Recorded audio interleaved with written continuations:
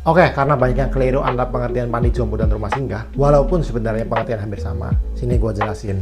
Jadi pengertian antara rumah singgah dan panti jompo itu hampir sama, yaitu tempat penitipan lansia dengan berbagai perawatan fisik. Nah, tapi yang membedakan antara rumah singgah dan panti jompo ini, teman-teman. Jadi rumah singgah itu berfokus pada rumah keduanya seorang lansia. Jadi fokus utamanya adalah sifat kekeluargaan di tempat penitipan lansia.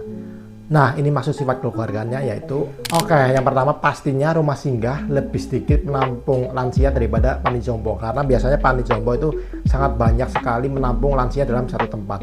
Jadi rumah singgah itu memiliki perhatian lebih personal daripada panti jompo. Nah, selain berfokus pada kesehatan fisik seperti kesehatan pada tubuhnya, pengecekan rutin kesehatan, kita juga berfokus pada kesehatan mental dan kerohanian.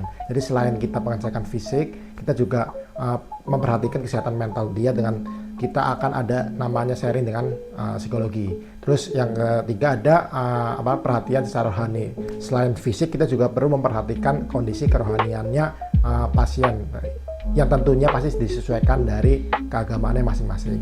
Selanjutnya pasti dalam rumah singgah suasana lebih tenang dan lebih kekeluargaan, karena baik lagi dengan jumlahnya lebih sedikit dan lebih personal. Lalu dalam rumah singgah keluarga juga bisa terlibat langsung.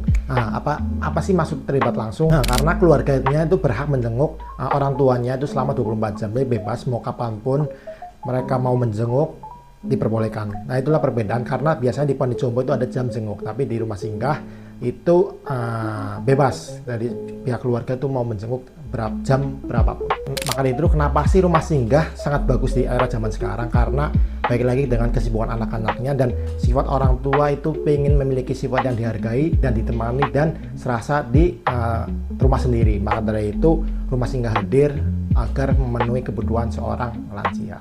Dan itulah alasan kenapa rumah singgah hadir, bukan untuk menggantikan sosok anak dalam merawat orang tua, tapi membantu merawat orang tua agar lebih tenang dan merasa damai.